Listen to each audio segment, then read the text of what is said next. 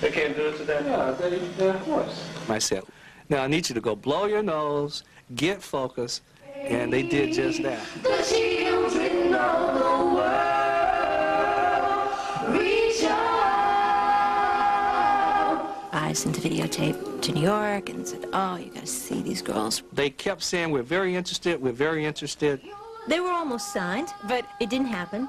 By then I'm thinking, man, they're really just giving me the runaround, so I started looking at other opportunities. I had a production company called Silent Partner. We were always looking for new talent, so I went to Texas and they sang for me.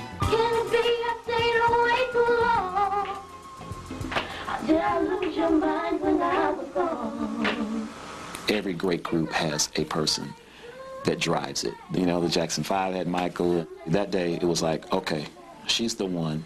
I wanna be where you are. Beyonce got right in my face and she sang and she moved her head. It was like, whoa, I think this kid has got it. Anywhere you are. We ended up signing a production deal with Daryl Simmons. I brought them to Atlanta to work on getting a record deal. We were rehearsing, recording a little bit. So they were there for 2.5, 3 years. They worked hard.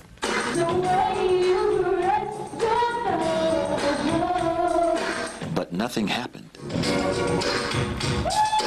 The feedback that I was getting was, they look too sexy, they look too mature. This is during a time when it was baggy pants and hat to the back. So we kept pursuing and kept pursuing, and comes the Elektra situation. I meet with Elektra. I said, I got this group, and I think, you know, there's a girl in the group. I think she's definitely a star, and I'd like for you to see him. So we do the ultimate showcase.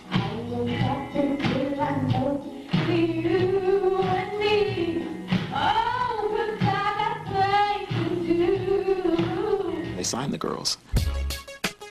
Everybody's happy. Finally, everything is happening. Beyonce was ecstatic. It's like, wow, my dream is finally coming true, and all this hard work and sacrifice is about to pay off. It wasn't long before things got weird. Elektra, they weren't feeling me. The process was going somewhat slow. We actually didn't even put together an album. That's how on the shelf we were. I kind of really didn't know what I was doing. Daryl did everything he could, but the timing wasn't right, and it just didn't work. I was dropped from Elektra, and in turn, anything that was attached to me was also dropped. Definitely a low point for Beyonce and the rest of the girls. Here you have some kids that have been trying since age 9, and when you think you have it, and then you're thrown that curve again, it's like, it's very disappointing. Next, Beyonce's parents make the ultimate sacrifice. The only way that I could really be successful at this was really dedicate all of Matthew to it, and that meant leaving corporate America. Nothing worth anything comes without a cost. Our marriage really suffered then. Then, Beyonce hits rock bottom. I would speak to Tina, and Tina's like, she wouldn't even get out of bed today, Janella. It was like the world was caving in on her. I don't think I've ever seen her that depressed.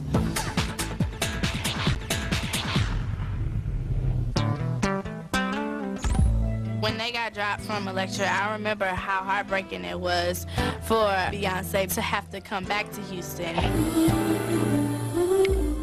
It seemed like every setback that the group experienced, it affected their family in some type of way. He and Tina both put everything they had into Girls Time: money, time, their house. You know, it's admirable when parents believe enough in their children's dreams, be willing to step out there. But nothing worth anything comes without a cost. The only way that I could really be successful at this was really dedicate all of Matthew to it, and that meant leaving corporate America.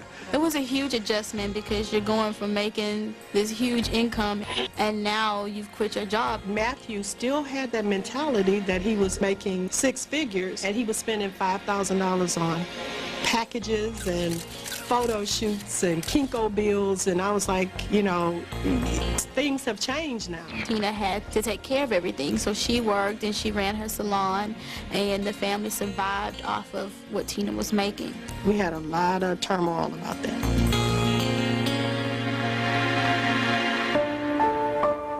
Our marriage really suffered then. We had to sell our house. We started selling the cars. At that point, my mother and father had separated. I just took the girls one day and moved them into an apartment. We went from living in a 6-bedroom house with this beautiful living space, and we had to move into a 2-bedroom apartment. And there were a lot of us that were kind of sitting and watching on the sidelines thinking, you know, maybe, you know, he really ought to go back and do something else. And he just kept moving forward. Matthew doesn't acknowledge failure, so he doesn't let anyone around him do that either. So he got the girls right up and going again. My first call, obviously, was back to Columbia. Matthew called me and said, "Are you still interested?" And I was like, "Absolutely, are you kidding?" The girls were flown out to showcase for all of the department heads. I remember being very nervous and the rest of the girls being nervous, and Beyonce was just so strong. She was just like, we're gonna go and we're gonna nail this. She was determined, so it was like, okay, we have something to prove now.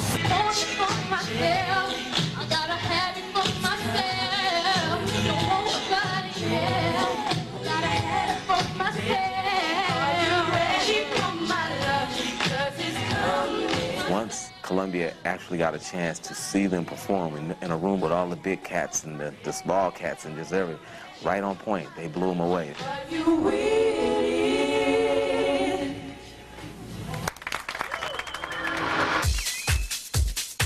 Columbia signs us, and we all cried, and we couldn't believe it. They were like, we got a deal, we got a deal, we got it, we got, I mean, they were ecstatic. My mother and father got back together. We moved into another house. And I was like, oh God, it was such a blessing. When we signed at Columbia, we were searching for names. And I came across the Bible and just opened it up, and I saw Destiny. And I came up with Child, Destiny's Child. We started working on the album. They were young, focused, like grown-ups in the room, and it would trip you out. You get intimidated by these youngsters. We just really, really wanted it this time, and we were willing to do, you know, whatever it took, hard work, we were there. I knew they were hot, and I knew with or without me, they were going to be the shit. I recognized this is going to be a super group.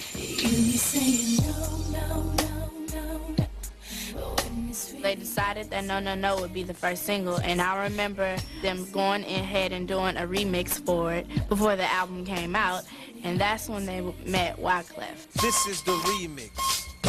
Radios played it.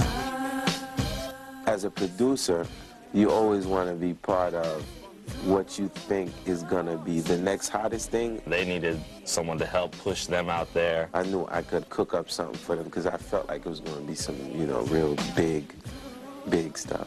They went into the studio one morning, and it took literally 57 minutes to record from start to finish.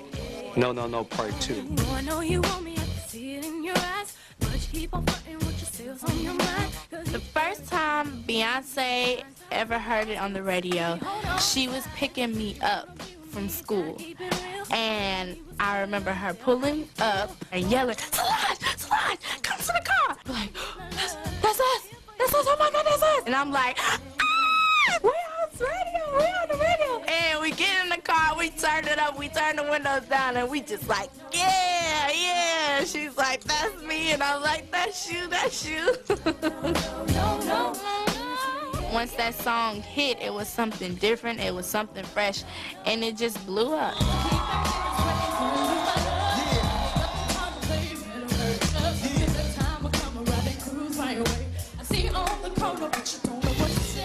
No, No, No ended up the #1 single, #1 airplay. Matthew's vision was to hurry up and put something else out and ride off the wave of the single. We got ready to make the second record for Destiny's Child, The Writing's on the Wall. At that point, Beyonce was really emerging as a songwriter. You know, you can't just sit on that. It was time for her, in particular, to get those juices going, start writing.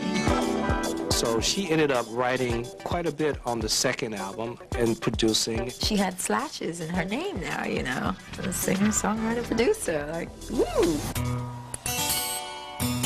The first single for Writings on the Walls was Bills, Bills, Bills.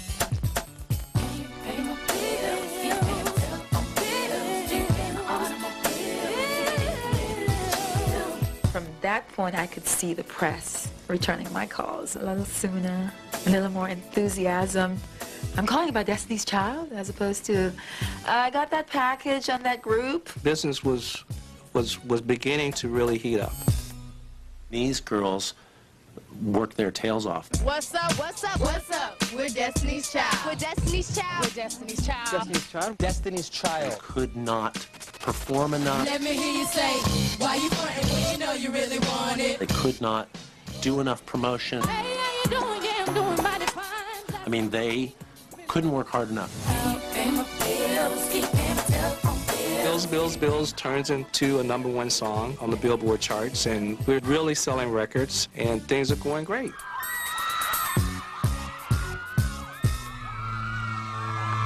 You become this public property to the world when you have a hit. You know, you got all these people. Who knows what could happen? Beyonce got a lot of slack for my dad being their manager. They would say that he's treating her differently because she's his daughter. Two of the ladies decided they weren't happy with me managing the group, and they wanted me to step down, saying that you were going to fire the manager without the team agreeing to that was not a good thing.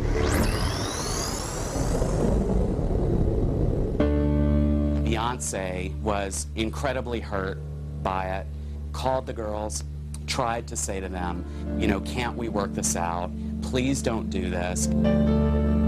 When LaTavia and LaToya left the group, it was a very emotional process. These girls had known each other for a long time. They'd all overcome very difficult hurdles. And they sacrificed a whole lot to get this group, Destiny Child, off the ground.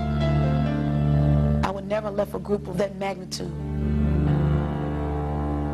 Beyonce was not devastated because they left the group. She was devastated on a personal level. It was the first time I really saw her sort of just go into a shell. You know, for everyone, it was a group. For her, it was a friendship.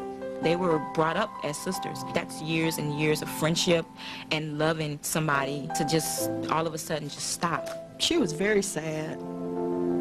I would speak to Tina, and Tina's like, she wouldn't even get out of bed today, Janella.